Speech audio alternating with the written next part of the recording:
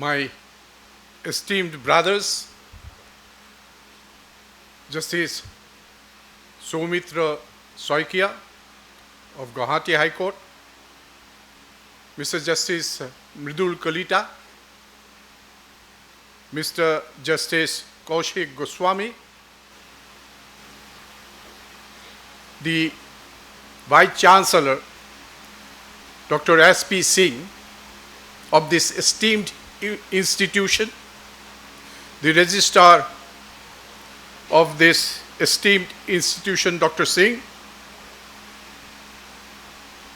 and Dr. B.C. Borua, the Dean of the Law Institute here, the faculty members who are present here, and the dear students, the participants of this moot court competition, and ladies and gentlemen present. I take pleasure to be present here, to be associated with this moot court competition being held in this esteemed institution of Royal Global University, because I have seen the logo.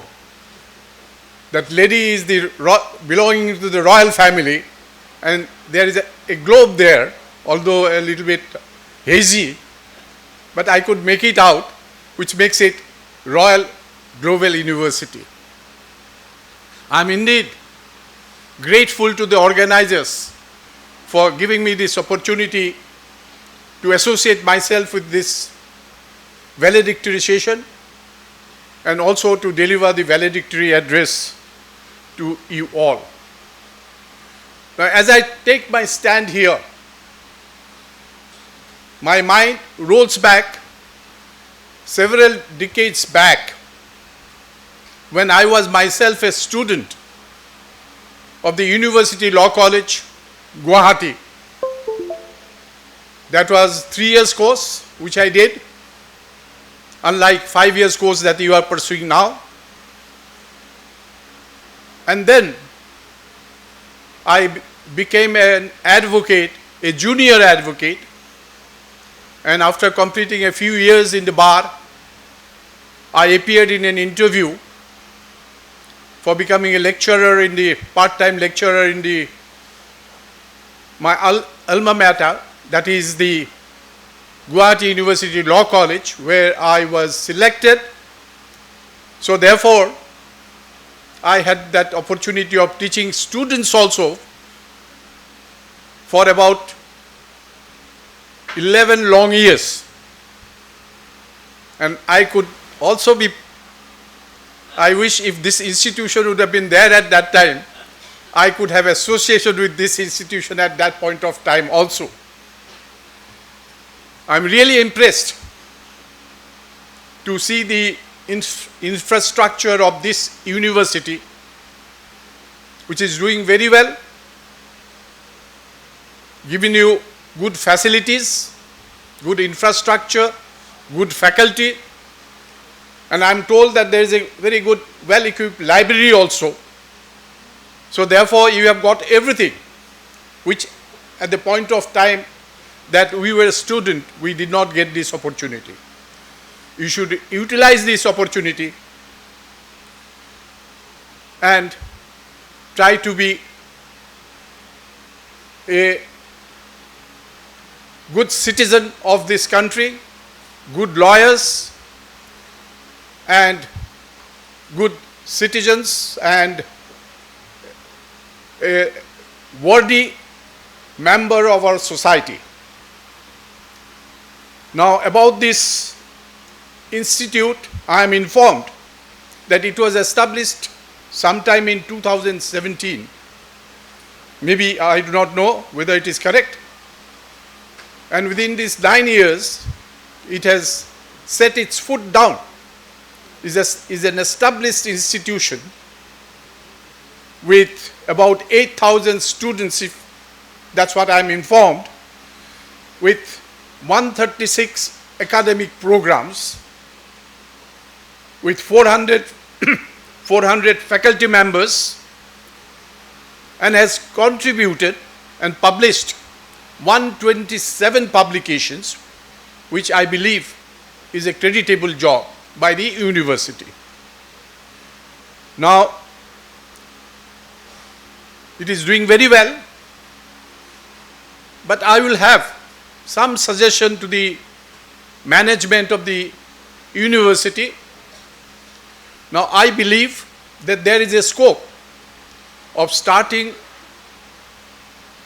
some courses for preparing the students for appearing in the administrative services, judicial services, banking services, and allied other services.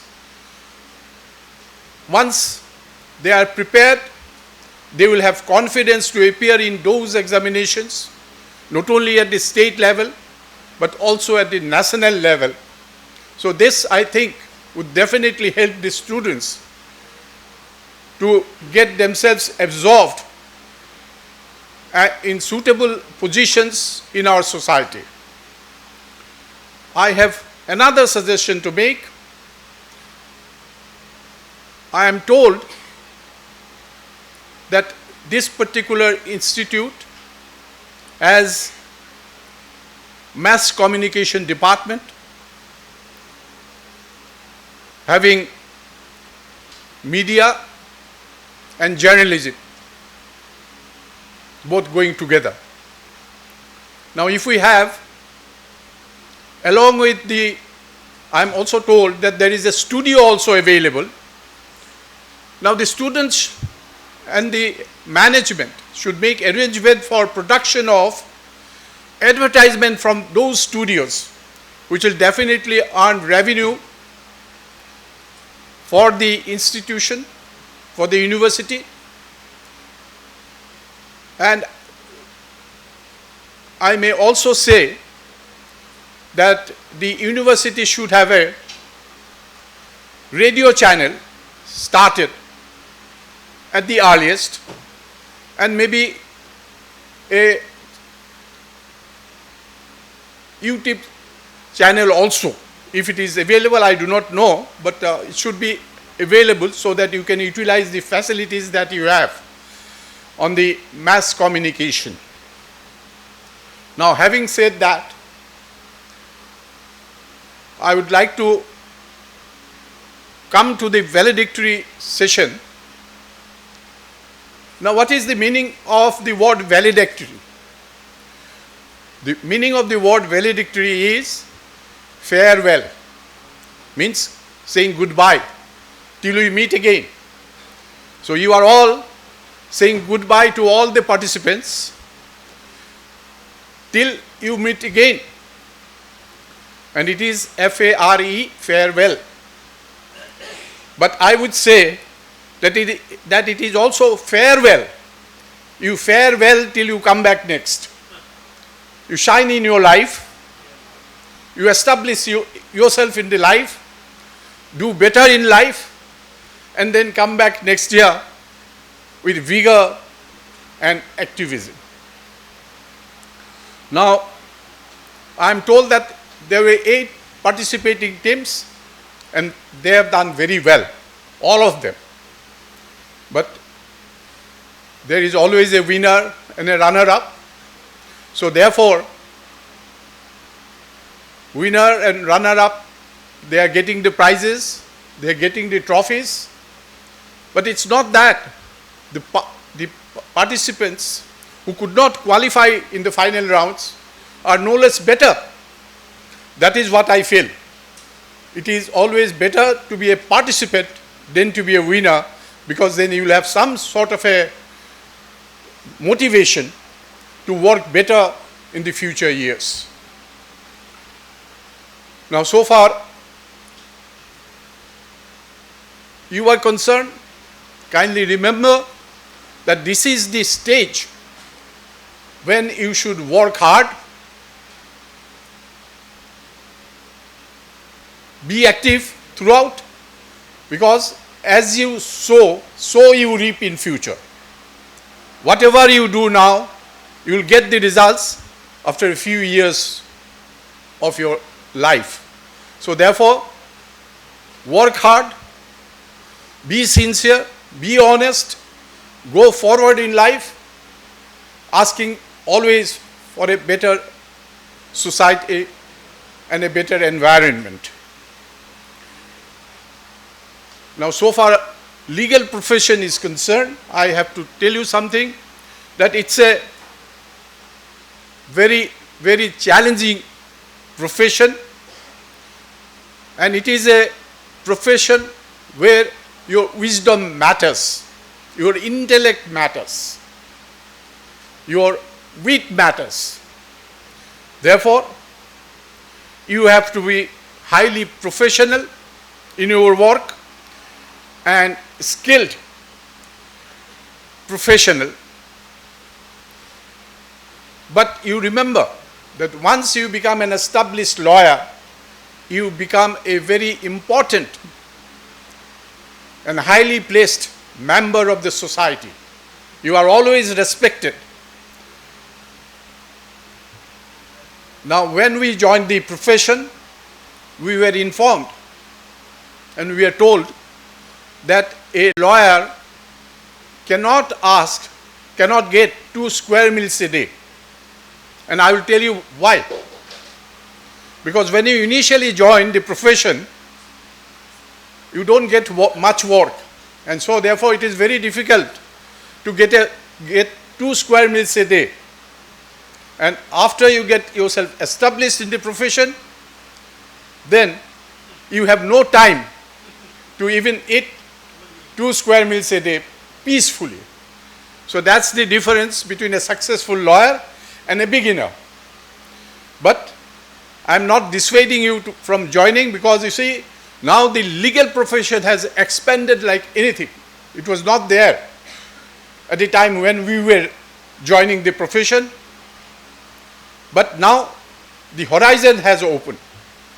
One can become a litigating lawyer, one can become a corporate lawyer, one can become a judicial officer, one can become an academician teaching law in the different institutions, legal institutions, law institutions. Then there is scope of being appointed a general counsel in the corporate houses. So many openings open to you. And when we started practicing as a lawyer, you see, it was not the first choice, but it is not so today. The best of the students coming to the profession as a lawyer, and so therefore the competition is much more. You have to survive, you have to swim against the current, and once you are established, you go along with this current. So therefore, I would request you to be honest. Honesty is one, hard work is the other factor. With these qualities and with sincerity, you can definitely go forward. And I would like to see all of you going forward in life, becoming good asset to our legal society. And I would advise most of you to become litigating lawyers. That is where the charm is.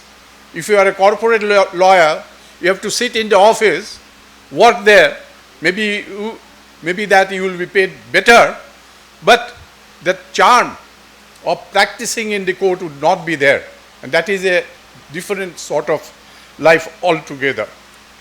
Now, as a lawyer and as a law student also, there are 3 things you have to learn. The first is substantive law, the acts, the statutory law. Next is the procedural law, that is also to some extent the statutory legal provisions like Civil Procedure Code, Criminal Procedure Code and such other laws.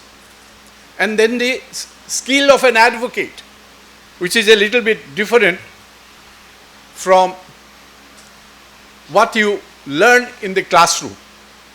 You have to have a practical experience of a lawyer in your classroom itself. So for that, one has to learn the drafting part very well, very minutely, as to how a plaint is drafted, how a writ petition is drafted. You must learn that art. And you have also to learn the mooting, for which you are present today. Now, as a matter of fact, in these moot court competitions, there are only arguments. But in a trial, the charm is that of examination and cross-examination of witnesses, which is not available in these moot courts. That's a different charm altogether. And an art of examination and cross-examination. It is said it is an art of cross-examination. You must know where to start and where to end. So these are some of the qualities necessary so far a successful lawyer is concerned, which you have to learn, and this is the stage when you can learn, and you can learn and you can go ahead to become good lawyers in future. Now, so far mooting is concerned, you all know, you have practical experience of mooting, either in the classroom or in such competitions. Mooting is a team effort. The arguing counsel, they are there, they will argue. But behind them, there is a research team which find out all the materials for them on the basis of which they argue.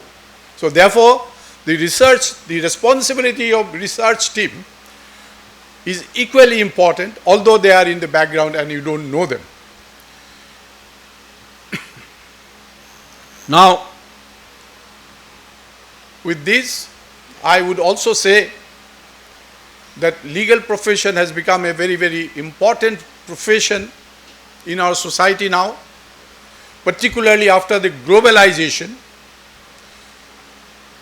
As and when the globalization came in the year sometime in the 1990s, there was a necessity of making all our laws of international compliant. Because wherever there is a commercial court or commercial subject matter, for which now we have an act, Commercial Courts Act, and what are the commercial matters are defined in that act. With the change of the laws, like for example, arbitration law came to be enacted afresh. The earlier 1940 Act was given a total go by, and we had 1996 Arbitration and Conciliation Act, which is in compliance of the international requirement.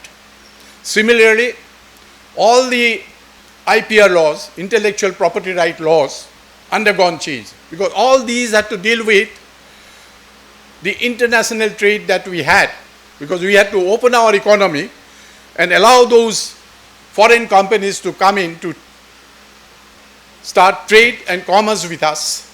And so therefore, we had to rely and adopt our laws in terms of the requirement of the international laws. So after opening up of that, we have the effect of globalization, whether it is this globalization has brought in good for our society, because some people are criticizing it, but I believe that when countries like China, Russia, they have opened up, those communist countries, we have to also open up our economy so as to have international trade and commerce.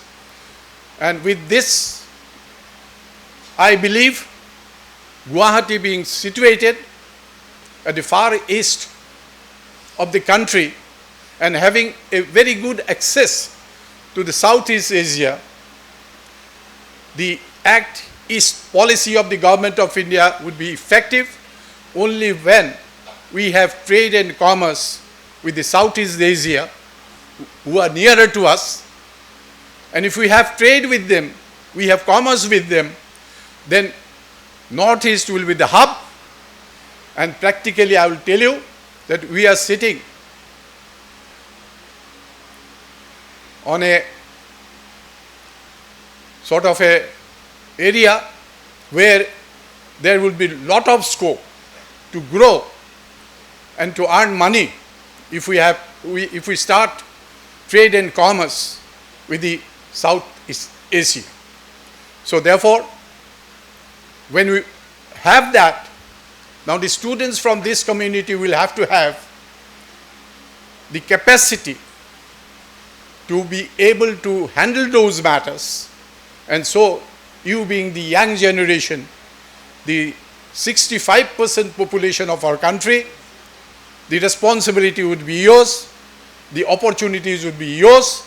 So therefore, please prepare yourself for that period. Thank you very much.